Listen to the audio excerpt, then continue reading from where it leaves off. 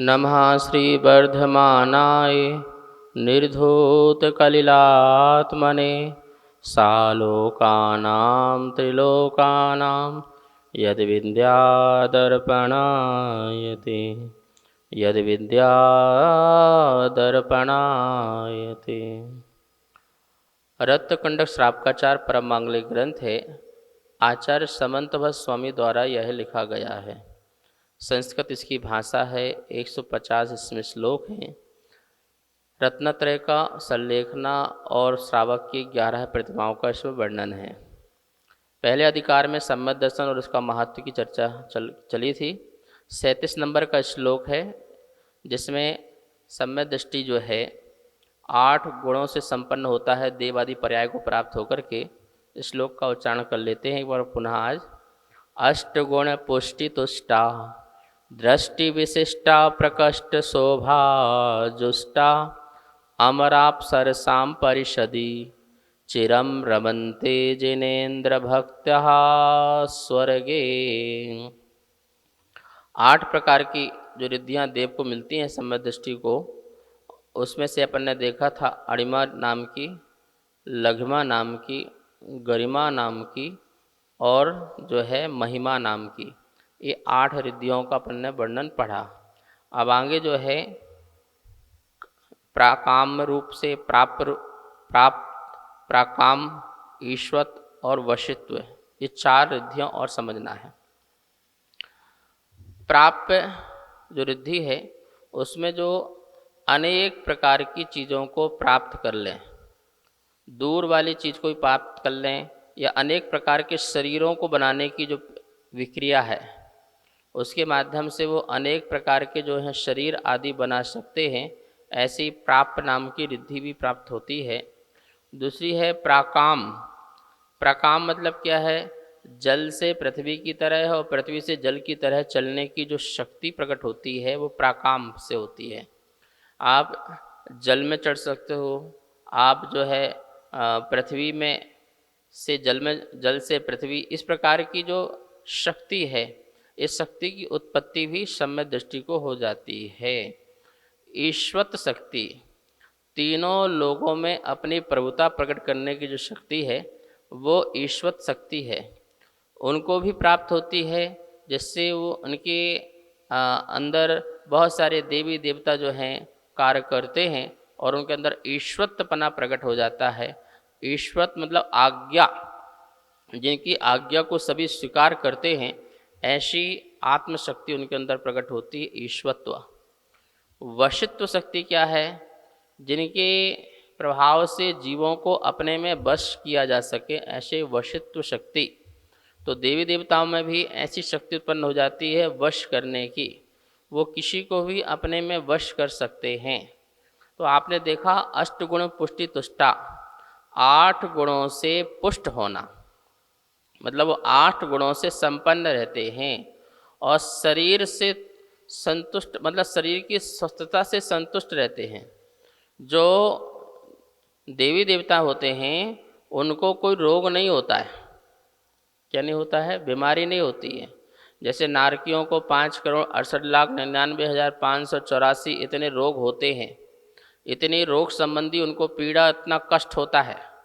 ठीक है, जैसे आपको सिर में दर्द हो रहा हो तो उनका सिर का दर्द का जो रोग है वो जीवन पर्यंत रहे, जितने भी रोग हैं वो जीवन पर्यंत रहें, इतनी बीमारी का जो कष्ट है, पीड़ा, वो तड़फन जो है वो उनको होती रहे।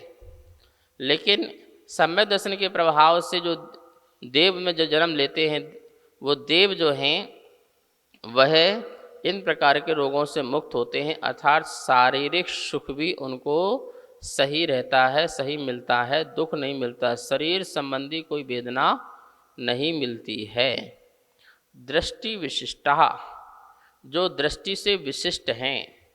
दृष्टि मतलब आँखों से देखने की बात नहीं कह रहे हैं कि जिनको आँखों से अच्छा दिखता हो वो दृष्टि विशिष्ट हैं, नहीं, जो सम्यक दर्शन से विशिष्ट हैं, जो सम्यक दर्शन से सहित हैं, ऐसे जीवों के लिए अमराप सरसाम, मतलब कि देवी देवताओं की सभा में, अमराप सरसाम, देवी देवताओं की सभा में अष्टगुण पुष्टि तुष्टा अणिमा आदि जो रिद्धियाँ हैं और शारीरिक पुष्टि और 8 गुणों की रिद्धि, ये सभी से क्या हो जाते हैं? प्रकृष्ट शोभा जुष्टा, उत्तम शोभा से युक्त हो जाते हैं। किससे हो जाते हैं? बहुत भारी शोभा से युक्त हो जाते हैं।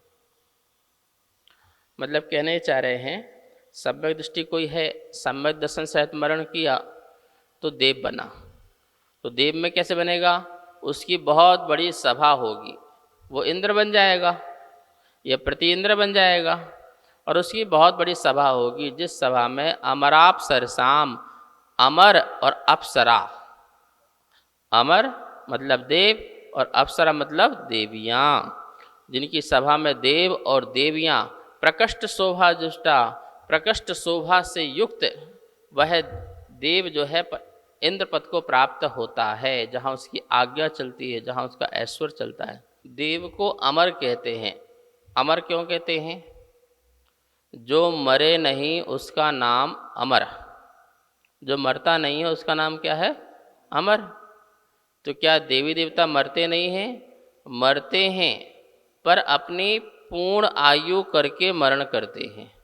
उनकी अल्पायु नहीं होती है, अकाल मरण नहीं होता है, बीमारी के कारण मरण हो जाए ऐसा नहीं होता है। जैसे मनुष्य पर्याय में क्या होता है? बीमारी हो गई तो बीमार से आदमी मर जाता है। जैसे आजकल कोरोना आया, आदमी बीच में कोरोना मर गया, अकाल मरण हो गया। ऐसी बहुत सारी बीमारियां हो जाती हैं। तो जैसे मनुष्यों का, त्रियंचों का मरण हो जाता है असमय में, ऐसा असमय में नारकी का भी और देव का नहीं होता है, पूर्ण आयु को भोगते हैं। तो नारकी भी जो है अमर हैं। नारकी भी मरते नहीं, इसलिए वो क्या हैं? अमर हैं। पर हम देवता वाले अमर की बात करेंगे, अच्छी अच्छी बातें करेंगे कि देवता क्या होते हैं? अमर। भक्तांबर का पहला शब्द बोलते हैं, क्या बोलते हैं? भक्तामर। संधि करो, भक्त प्लस अमर। अमर मतलब देव, जिसके भक्त देव हैं। जिसके देव कैसे हैं? भक्त हैं। आदिनाथ भगवान के भक्त कौन हैं? बड़े बड़े इंद्र आदि जो हैं, सौधर्म इंद्र आदि अमर हैं, देव हैं, जिनके चरणों में मुकुट झुकाते हैं। ठीक है, ऐसे। तो यहाँ पर अमर का शब्द क्या लेना है? देव। तो वो जो देव बना, सम्यक दृष्टि जो देव बना, उसकी सभा कैसी होती है? देवी देवताओं से संपन्न होती है। परिषदी, उसके परिषद में चिरम रमनते, वो चिरकाल तक रमन करता है। स्वर्गे, स्वर्ग में जिनेन्द्र भक्तहा, जिनेन्द्र भक्त कौन? जिनेन्द्र भगवान का सच्चा भक्त जो है, 8 गुणों से पुष्ट, शरीर से संतुष्ट, जिसकी सभा में देवी देवताओं, जिसकी परिषद में रहते हैं, और प्रकृष्ट शोभा जुष्टाहा, जो प्रकृष्ट शोभा है, मतलब कि बहुत बढ़िया चीज़, उससे जो जुष्ट हैं, उससे जो सहित हैं।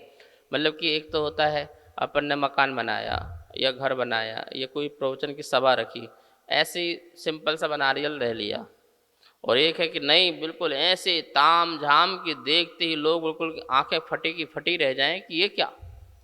कभी पुराने रजवाड़ाओं के महल जाके देखो, अब राजस्थान में जाना, बड़े बड़े रजवाड़ा के महल देखते ही रह जाओगे। हम जो है राष्ट्रपति भवन गए, वहाँ आहार भी हुआ, तो राष्ट्रपति भवन में जाकर गए तो वहाँ पर देखा क्या चक्रवर्ती का वैभव होता होगा। वहाँ की एक एक सुंदर सुंदर नक्काशियाँ, कमरे, हॉल, बैठक का स्थान, सभा का स्थान, स्नान का स्थान, शयन का स्थान, इतना अद्भुत और सुंदर सुंदर चित्रकारी, पेंटिंग, एंटिक चीज़ें, इन सब को देखते हुए और बड़ी वास्तुकला से बना हुआ, तो कितनी सुंदर चीज़ बनी है। ये वैभव, राष्ट्रपति जो है इस वैभव से युक्त होता है। भाई ये तो राष्ट्रपति है, लेकिन सम्यक दृष्टि देव कैसी शोभा से युक्त होगा? उसका कैसा भवन होगा? उसका कैसा चैत्यालय होगा, उसकी कितनी सुंदर सभा होगी, उसका फर्श भी होगा तो कैसा होगा, स्वर्णमय फर्श होगा, स्वर्णमय भवन होगा, रत्न जिसमें बड़े बड़े रत्न जो हैं लटक रहे हैं, तोरण द्वार। आप पढ़िए त्रिलोक प्रणति और उसमें देखिए किस प्रकार से कितना सुंदर सौधर्म इंद्र के विमान का वर्णन है। पढ़ते ही सोचते हैं अरे ये तो अद्भुत चीज़ है, बहुत बढ़िया चीज़ है। एक जैन डिजिटल नाम से यूट्यूब में हमारे बच्चों ने अच्छी बहुत वो बनाई है, एनिमेशन से समझाने के लिए कैसे तीन लोक होता है, स्वर्ग नरक अधोलोक ऊर्ध्वलोक कैसे होता है। आप लोग उसमें जाके इसको ज़रूर देखें, आप बच्चों को भी दिखाएं कैसा नंदीश्वर द्वीप होता है, कैसे ढाई द्वीप है, कैसे पंचमेरु हैं, कैसे सौधर्मेंद्र के विमान हैं, ये सारी चीज़ उसमें दी हुई हैं और नाप तौल दिया हुआ है। इतनी सुंदर वो परिकल्पना नहीं जो लिखा है शास्त्रों में उसको उतारा है, आप उससे पढ़ें। यही कह रहे हैं प्रकष्ट शोभा जुष्टा कि भैया सम्यक दृष्टि का कितना भारी सम्मान है, आप समझो, बहुत बड़ा सम्मान है। महावीर स्वामी ने अपनी दिव्य ध्वनि में मनुष्य पर्याय में जो सम्यक दृष्टि है उसको भी जगन्य पात्र कहा है। उत्तम मध्यम जगन्य पात्र होते हैं ना, मतलब उसको भी दान देने कहा है। सम्यक दृष्टि को तुम यदि आहार दान देते हो तो तुम्हें भी जो है तीसरी भोग भूमि के पात्र बन सकते हो, तुम भी संसार के उत्तम सुखों को प्राप्त हो सकते हो। कहने का मतलब है एक श्रावक जो है घर में रह रहा है, अभी उसके व्रत नहीं है, व्रत नहीं है, लेकिन कट्टर देव शास्त्र गुरु का भक्त है, अविरत सम्यक दृष्टि है, रोज मंदिर आता है, पूजा पाठ करता है, अपने गुरुओं के लिए जान देता है, गुरुओं की रक्षा के लिए मरने को तैयार है, अपने जिनायतनों की रक्षा के लिए, और इनकी श्रद्धा आस्था बड़ी अकाट समर्पित है, जिसका मस्तक सिर्फ देव शास्त्र गुरु को ही झुकता है। ऐसा जो प्रकष्ट रूप से जो धर्म को मानने वाला है, ऐसा सम्यक दृष्टि की हो तुम आहार दान दो, उसको आप वस्त्र दान दो, अभय दान दो, ज्ञान दान दो, तो कह रहे हैं आपको भी उसके प्रभाव से सुखों की प्राप्ति होगी।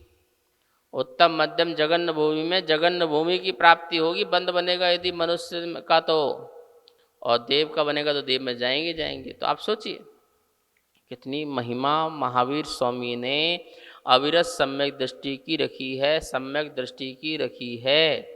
यही बात यहाँ कह रहे हैं कि जो जीव सम्यक दर्शन सहित मरण करता है वो देव पर्याय में उत्पन्न होता है, और देव पर्याय में भी ऐसे वैसे नहीं। देखो मिथ्या दृष्टि को इतनी पावर नहीं मिलती है, इतना सम्मान वहाँ नहीं मिलता है, इतनी सामग्री नहीं मिलती है जितना वैभव सम्यक दृष्टि देवों को मिलता है। और शास्त्रों में तो ये भी लिखा है उनके वैभव को देख करके मिथ्या दृष्टि देवी देवताओं को सम्यक दर्शन हो जाता है। रिद्धि वैभव एक लिया है, रिद्धि वैभव, बड़ी बड़ी रिद्धियाँ देख करके सम्यक दृष्टि को रिद्धियाँ बहुत होती हैं, यही बताया था ना, अणिमा गरिमा आदि, इसकी उत्कृष्ट से उत्कृष्ट रिद्धियाँ मिलती हैं। मिथ्या दृष्टि को किसी को मिलती नहीं, मिलती हैं तो थोड़ी बहुत मिलती हैं। शरीर की संपन्नता, हष्टता, पुष्टता, ये सब मिलना अपने आप में एक अद्भुत चीज़ है। जैसे मनुष्य पर्याय में मनुष्य सभी हैं, पर हर किसी मनुष्य के पास संपन्नता नहीं है, आरोग्यता नहीं है, सुंदरता नहीं है, स्वच्छता नहीं है, और राजर्षि नहीं है। कोई कोई तो होता है बिरला जो राजा भी बना हो, सुंदर भी हो, ऊंचा तगड़ा बढ़िया फर्स्ट क्लास हो, वैभव से संपन्न हो, आरोग्यवान हो, परिवार से भरा हुआ हो। इन सब चीज़ों की प्राप्ति बड़े पुण्य से मिला करती हैं। ऐसे ही सम्यक दृष्टि देव को भी ये सब प्राप्त होता है। मिथ्या दृष्टि देवी देवताओं को ये सब प्राप्त नहीं होती हैं, इतनी वैभव संपन्नता की प्राप्ति नहीं होती है, रिद्धियों की पावरता, उसकी शक्ति भी इतनी नहीं मिलती है। तो इन सबसे हीन हीन हीन हीन हीन महाहीन होता है। लेकिन सबसे शक्तिवान, वैभववान, धनवान, बुद्धिमान, इन सब की प्राप्ति जो है सम्यक दृष्टि देव को होती है। इसलिए हम सब लोगों को अथक पुरुषार्थ करना चाहिए, प्रयास करना चाहिए कि हम लोग भी जो हैं अपने सम्यक दर्शन को प्राप्त कर सकें। सच्चे भक्त बनो, कुछ भी हो जाए भगवान ही होते हैं, वीतरागी होते हैं, सर्वज्ञ होते हैं, हितोपदेशी होते हैं। हमारे गुरु जो विषयों की आशा से रहित होते हैं, भोगों से रहित होते हैं, निर्गंथ होते हैं, दिगंबर होते हैं, पानी पात्र में आहार करते हैं, केश लॉन्च करते हैं, पैदल विहार करते हैं, यही हमारे निर्गंथ गुरु हैं। तीन काल में गुरु का स्वरूप यही है, यही था और यही होगा। परमात्मा का स्वरूप वीतरागीपना था, है और रहेगा। ऐसा भगवान शास्त्र जो अहिंसक की बातें करता हो, जो परमात्मा होने की बात करता हो, जो हमें सिद्ध बनाने की बात कहे, सिद्धांत जो संसार का स्वरूप है उस स्वरूप की बात कहे, ऐसा हमारा शास्त्र होना चाहिए। और उनके तीनों के प्रति बड़े मन से, वचन से, काय से समर्पित हो जाओ।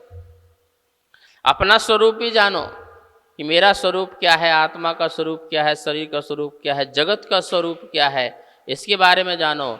और जो जैसा स्वरूप है उस स्वरूप के प्रति अगाढ़ श्रद्धा हो, अकंप श्रद्धा हो, अचल श्रद्धा हो।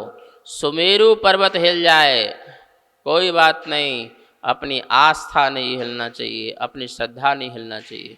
सुमेरु पर्वत डिगमगा जाए चलेगा, आस्था नहीं डिगमगाना चाहिए हमारी।